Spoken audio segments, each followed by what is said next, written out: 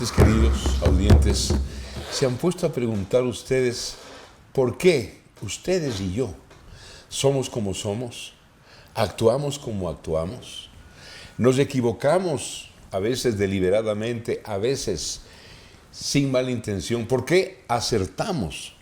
Porque unos días somos buenos, hay unos momentos que somos positivos, buenos, tolerantes, y hay otros días en que nuestra conducta como que nos sale de las manos. ¿Se han preguntado por qué? Esta es la primera idea. La segunda, que también es un recorderis a ustedes, si nosotros, ustedes y yo, habríamos vivido en tiempos pasados, por ejemplo, en la Edad Media, habríamos sido, créanmelo, atormentados por el Santo Oficio, por la Santa Inquisición. ¿Por qué? Porque habrían dicho que estamos poseídos por el diablo. Así de simple. Si algo decíamos o hacíamos y les disgustaba al poder eclesiástico. Y a ustedes, mujeres, damas que me están oyendo, muchas habrían ido a parar también a la hoguera por brujas. Más tarde es la ciencia la que descubre que en nuestra conducta, la mala y la buena, hay una estructura orgánica, hay una carga genética evolutiva, hay una carga instintiva animal porque venimos desde las amebas, pasando por todo el proceso evolutivo hasta lo que somos ahora. Pero hay también una especie de luz, de cosmos, una especie de intuición sobre un nivel espiritual que nos ilumina hacia ser buenos. De este tema, y a la luz de la ciencia, vamos a conversar hoy día con el doctor Rubén López. El doctor es médico, investigador científico, es alópata y es homeópata también, y con la doctora psicóloga Ángela Zambrano. Gracias, doctor Rubén López, te agradezco mucho por aceptar mi invitación a que nos des luces sobre esto que acabo de decir empíricamente. Gracias por su invitación, Marcelo. Sí, usted acaba de graficar con exactitud esos momentos en los que tenemos que luchar contra la erupción o la eclosión de nuestras reacciones emocionales, que es lo que quizá usted quiso decir como que somos malos. Sí, tenemos una parte... Es una gradación de la religión, ¿no? De esta intuición de que hay en el universo, en el cosmos, en la vida, un lado malo y un lado bueno. Estoy hablando un poco desde el enfoque teológico. Sí, lo entiendo. Sin embargo, este proceder que se le puede catalogar como malo es puesto o desarrollado, más bien, como usted lo ha dicho, por la necesidad de supervivencia. Todos los instintos, todas las emociones que surgen para sobrevivir pueden darnos comportamientos no muy adecuados para la convivencia social. ¿Puedo preguntarte algo a propósito de esto que acabas de decir? ¿Significa que la vida en general, desde la vida unicelular hasta nosotros y nuestra complejidad, vivimos en un ambiente hostil, en un ambiente que nos pone a la defensiva siempre y nos hace actuar instintivamente? Por supuesto que sí. La diferencia es que el ser humano ha construido un ambiente social. ¿Un qué? Ambiente social. Y en este ambiente social se garantiza una supervivencia individual y de especie gracias a una serie de recursos también neurológicos que nos permiten a nosotros estar protegidos de las inclemencias del ambiente biológico. Sin embargo, también... Es decir, de los otros. En el ambiente biológico entendamos a los depredadores, pongámonos en el nivel de la vida silvestre, la vida animal, sí. En el ambiente social también existe un equivalente de los depredadores que existen en el ambiente biológico natural. Pero aquí vienen las normas de convivencia, las reglas de convivencia, que son también un desarrollo cerebral colocado gracias al instinto de protección de la prole, gracias a la empatía de protección que tiene el mamífero para amamantar a sus crías, que tiene el macho para cuidar a su hembra y a sus crías. Todo esto ha generado una suerte de normas y de reglas. ¿Esas normas pertenecen también a un esquema de supervivencia? Por supuesto que sí. Es propio de los seres sociales, ¿no? Y se puede ver en los seres que tienen organización social. Por ejemplo, los lobos tienen una organización social donde existe una jerarquía, donde existe también la solidaridad entre ellos, donde existe el respeto al líder, donde existe el instinto de manada. Todo eso hace que sean eficientes en grupo y que sobrevivan en grupo. En los seres humanos tenemos algo parecido, pero mucho más refinado y máximo si es que el ser humano tiene la capacidad de reconocer que somos responsables del equilibrio del entorno, algo que quizá es privativo de otros animales sociales. Doctora Ángela Zambrano, gracias Rubén. Pregunta para usted. Los animales actúan instintivamente, ¿no? Así es. Defendiéndose, agrediendo, depredando, instintivamente. En ellos hay un rango de cero actividad hasta una actividad de ataque, depredación. ¿Por qué nosotros los seres humanos? Esta es la pregunta para usted. Rebasamos ese límite máximo de la necesaria agresividad para sobrevivir y caemos en lo que yo llamaría conductas innecesarias, crueldades, satisfacción por la crueldad, por humillar, por sobajar, por agredir. ¿Por qué razón? Eso es muy propio del ser humano, no es de otras escalas zoológicas. Especies. Así es. Bueno, el ser humano tiene un cerebro que es mucho más complejo. Ese cerebro tiene un sistema límbico que tiene además mucho más. ¿Cuál es el sistema límbico? El profundo. El profundo, donde está la amígdala, donde está el hipocampo, que son estructuras que están muy profundas dentro de nuestro cerebro. De nuestro pasado animalesco. Claro que sí, pero estas estructuras, la diferencia con los seres humanos es que pasan por nuestro córtex frontal, acá. Esta zona que es parte de la evolución más temprana, digamos. Esto es reciente, no es tan antigua. Como su nombre lo dice, es neocórtex, corteza cerebral. Exactamente. Y el neocórtex. Y sobre todo, don Marcelo, es el tema la parte frontal. Órbito frontal, en donde están ya conductas de tipo, tienen funciones superiores. ¿Sí? Como es la inteligencia, como es la planeación, la intuición, son funciones mucho más, complejas y superiores que tenemos nosotros. En ese neocórtex, en ese nivel inteligente del ser humano, actúa, le pregunto, empíricamente, actúa la premeditación, la astucia, la manipulación a los seres humanos para someterlos a mi voluntad.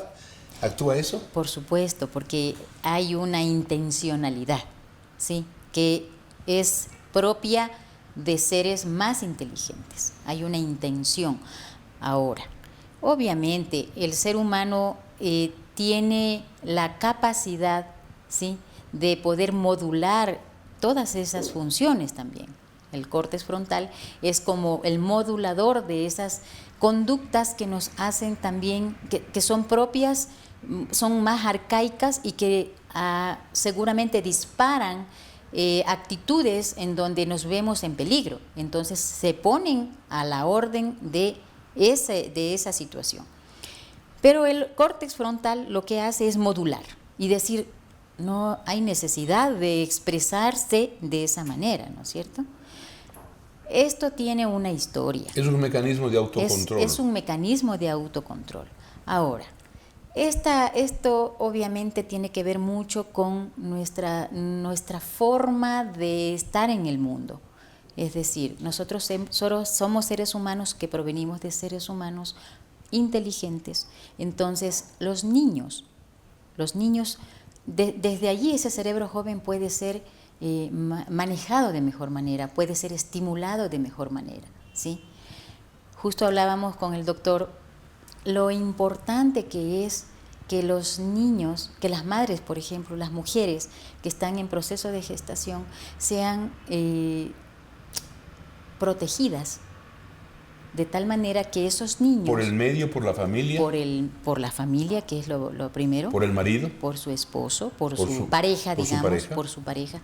O sea, la pareja sería como una célula importantísima dentro de todo de esta pirámide, en donde podamos como seres humanos convivir de una manera pacífica, de una manera adecuada. Significa, por tanto, ya yendo a los seres humanos, a nosotros, que una mujer, usted, cualquier mujer que está en un proceso de embarazo, cuando no tiene un ambiente estable, de respeto, de serenidad, de protección, ¿puede afectar el desarrollo de su feto? De hecho, es algo que afecta profundamente, don Marcelo. Profundamente. Profundamente, así es. Los estudios, afortunadamente las neurociencias nos han dado luces para eso. Y en esta época de tecnología se ha dado paso más bien al estar, digamos, a dar roles distintos a las madres, ¿no? A las mujeres, dejando a un lado quizás la importancia que tenemos nosotras en el construir un ser humano, ¿sí? A ver, quiero que se explique mejor. Hay una división del trabajo, ¿no es cierto? Creada por la naturaleza y también por el machismo, por el paternalismo, por la sociedad patriarcal. La mujer hace esto y no hace otras cosas porque esas nos pertenecen a nosotros los hombres. Sí, hay una confusión real de... ¿En qué consiste esa confusión? La confusión es que en esta era de tecnología los roles se están, digamos, alejando de algunas actividades que como seres humanos, sean hombres o mujeres, teníamos antes, ¿sí? La pareja forma un primer engranaje para poder hacer una familia, ¿no es cierto? Las mujeres tenemos como una de nuestras funciones primordiales ser madres, ¿no es cierto? En concurso con los varones. Las tareas que como mujeres teníamos para educar a los niños, para darles un primer espacio adecuado, ya no está en este momento. ¿Ya no están presentes? Ya no están presentes como antes, porque cuando la mujer entra al mercado laboral, esas tareas son hechas por otras personas. Ya la mujer se aleja de ese espacio. Entonces, la sociedad está permitiendo que estos niños crezcan en ámbitos o en ambientes en donde no es la madre la que está como un primer agente. Una pregunta última, es decir, una pregunta conclusiva, volveré con usted. ¿Significa que el desarrollo de la sociedad actual, donde integra a la mujer también a que forme, ¿no es cierto?, o construya la renta familiar? Ella es funcionaria, es técnica, es ingeniera, qué sé yo. Eso ha contrariado un poco no mandato, la condición de la naturaleza, la condición maternal de la naturaleza. La condición maternal, así es, que es una de las, digamos, de los factores que hacen que tengamos en este momento dificultades con los niños, que son los futuros adultos. Y por tanto con la sociedad. Por supuesto. Usted está corriendo un riesgo en este momento. Yo sé. Yo pienso como usted. Usted y yo estamos corriendo un riesgo de que nos tachen de anacrónicos, retrógrados, conservadores, neoliberales, derechistas, etcétera, etcétera. Usted sabe eso, ¿no? Yo sé, bueno, lo sé. Doctor, vuelvo contigo para pedirte un favor, pero ya en el segundo tiempo. Vamos a hacer un paréntesis y ya volvemos. No se vaya.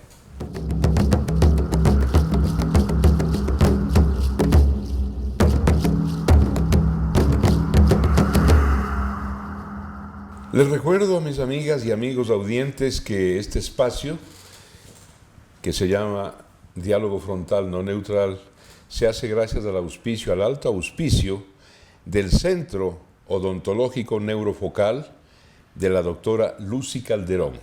Más datos están en la pantalla, justamente de Enfoque TV, o están en la página web de esta corporación. Doctor. Ahora sí. Voy a pedirte disculpas porque te voy a sacar de tu nivel médico, técnico, científico, y te voy a pedir que te introduzcas en un nivel metafísico. ¿Me autorizarías? Por supuesto. Con todo esto que hemos conversado tanto contigo como con Ángela, hay un momento en la evolución de la vida,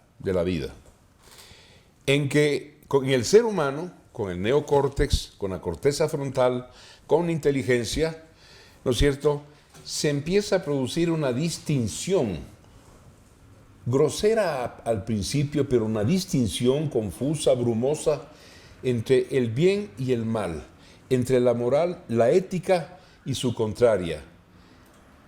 ¿Por qué sucede eso? ¿Tiene una realidad objetiva eso? Por supuesto, quizá procede de una comprensión algo incompleta.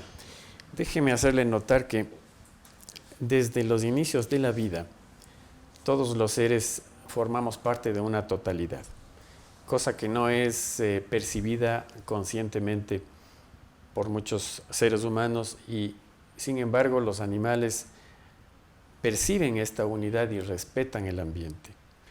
Desde el punto de vista metafísico, me ha dicho usted, pues claro, todos procedemos del uno y seguimos siendo el uno. ¿Qué significa ese uno? ¿El cosmos, la globalidad, lo holístico? Sí, el cosmos. ¿Lo que somos parte de una integración mayor? Exactamente, todos procedemos de una unidad. El Big Bang parece ratificar esto. Y cuando el cerebro humano ya está constituido como tal, hay un recurso que es la empatía, la posibilidad de experimentar aquello que le sucede al otro como si me pasara a mí.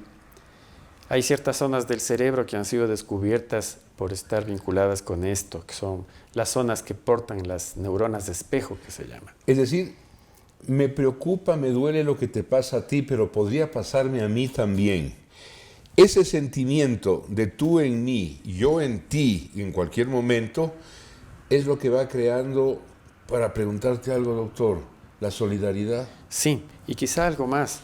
Ni siquiera es lo que te pasa a ti podría pasarme a mí, es yo siento lo que te pasa a ti como si me pasara a mí. Y algo más, esta es una percepción no local, que quiere decir sin tiempo ni espacio, es simultánea. A ver, esto te pido que te expliques de, no es local, desde el punto no tiene de vista, tiempo y espacio, es simultánea, es coetánea, es al mismo tiempo. ¿Qué significa eso? Al mismo tiempo, que es la ratificación de que todos los seres estamos contenidos en una sola matriz y podemos percibir al mismo tiempo lo que pasa con el otro. El ser humano lo puede hacer en esta experiencia de la empatía. Le voy a poner un ejemplo. Cuando una señora que tiene un bebé de pecho y está en el trabajo, lejos de su bebé, de pronto siente que la leche empieza a fluir y a manchar su blusa. Ella piensa, mi bebé se ha despertado y está pensando en mí. Pero yo pensaría en el señor Pavlov, el reflexólogo ruso. Sí, pero hay un evento de reflejo.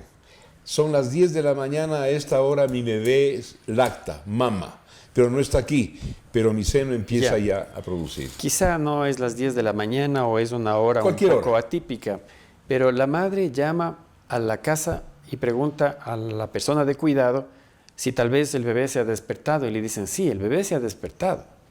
Entonces podemos interpretar como que la señora piensa que el bebé se ha despertado porque ella experimenta la salida espontánea de leche de su seno. Pero también podemos pensar que el momento que el bebé se despierta, la madre es la que responde con la salida de leche. Pero ninguna de las dos posibilidades es la real, porque implicaría, en el primer caso, que la madre emite el mensaje o que el bebé emite el mensaje. Son ambos al mismo tiempo. ¿Qué es entonces esta conexión misteriosa que está siendo descubierta por la ciencia actual, la profunda ciencia actual que está en ciernes todavía? Los túbulos del doctor Penrose, por ejemplo, la física cuántica. Y estos fenómenos de telepatía, de mecánica cinética, de hacer mover las cosas, están empezando a descubrirse. ¿Qué misterio hay ahí en esta interconexión que ya no es física? Que todos somos uno, todos somos interconectados y el cerebro humano tiene la posibilidad de comprenderlo esto. El animal no lo reflexiona y no lo comprende. Los animales experimentan esta conexión simultánea no local cotidianamente y nosotros también la experimentamos. Pero nosotros la razonamos. Así es, eso permite el desarrollo del lenguaje, Marcelo.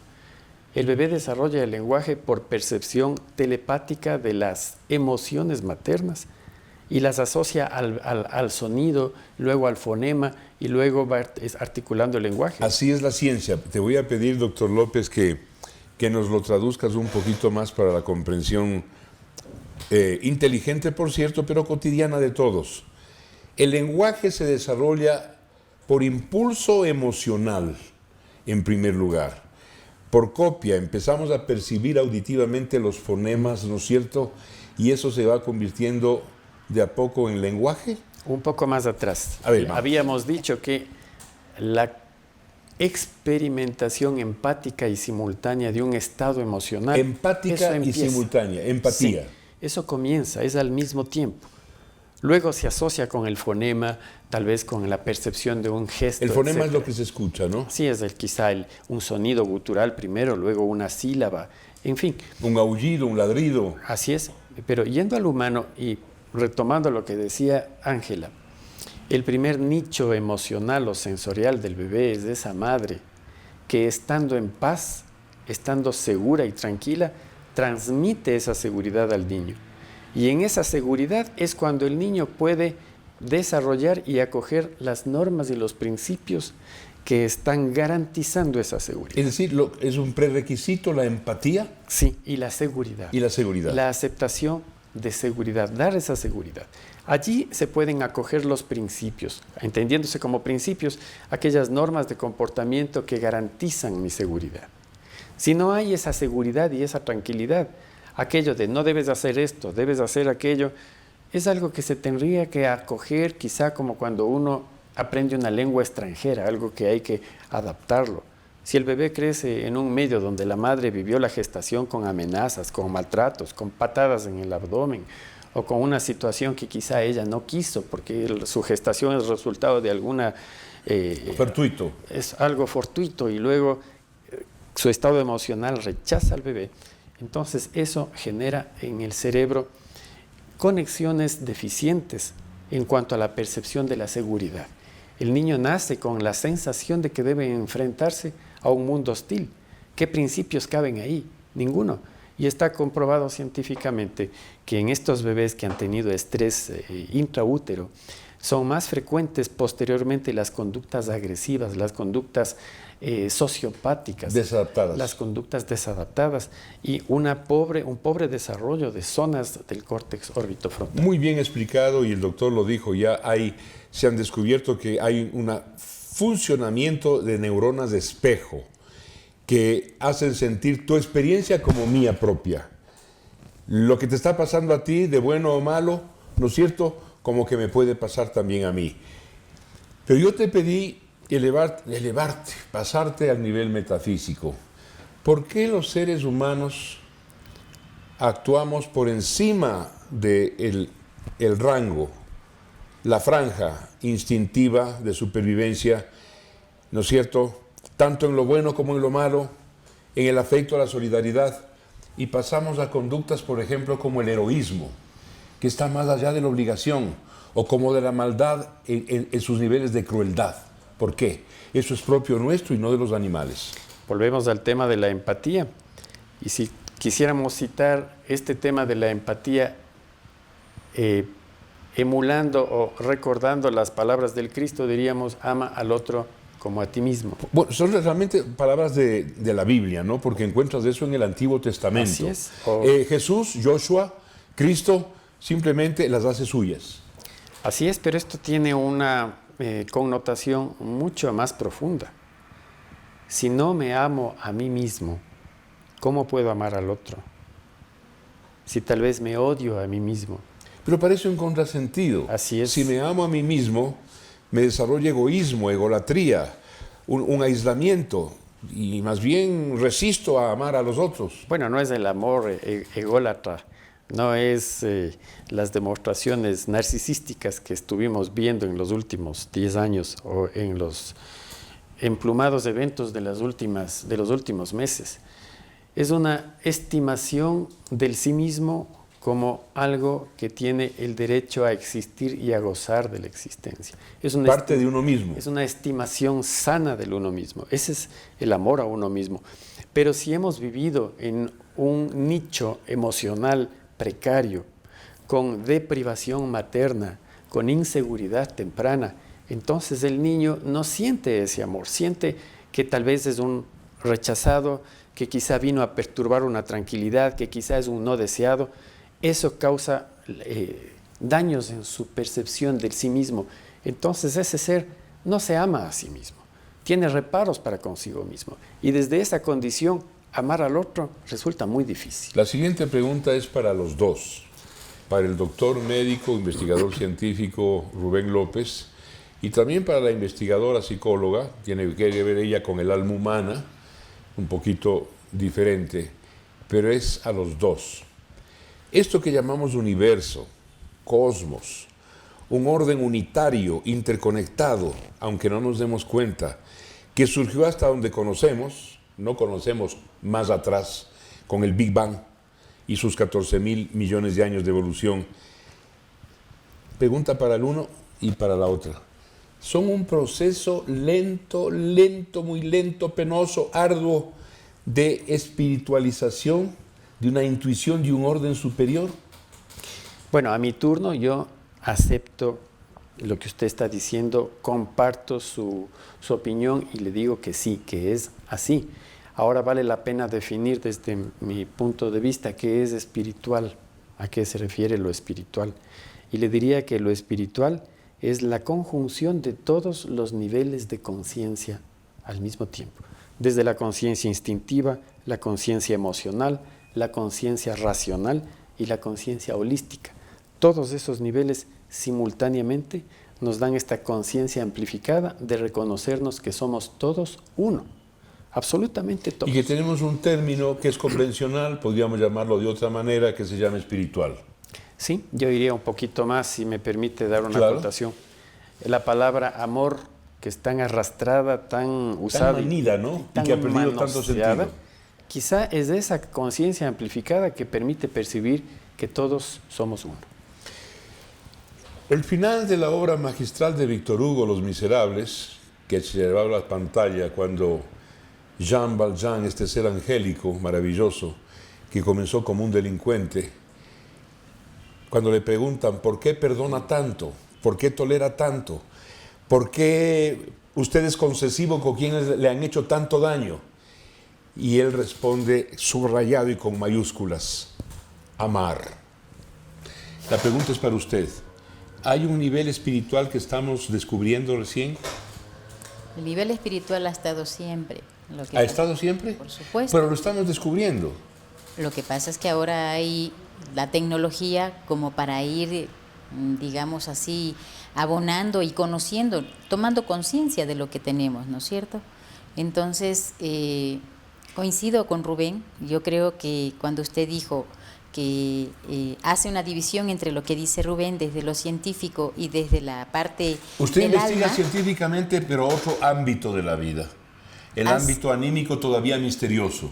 por supuesto, A pero eso me refiero. tiene que ver mucho. No la he priorizado a usted. No es porque Por me ha defenderse. priorizado. No. Lo que quiero decir es que justamente esta conexión, toda esta sinergia que actúa es lo espiritual, Es como dice espiritual. Rubén. Claro, o sea, tanto la parte científica que se incorpora para darnos a conocernos a nosotros mismos y también descubrir que estamos conectados, nos lleva a la espiritualidad, porque nos hace respetarnos para poder convivir de manera armoniosa dentro de este espacio que tenemos, que es nuestra casa. Con la gran aspiración de la palabra amor. Con el amor, porque eso es el amor. El amor es poder convivir sabiendo que usted es diferente a mí.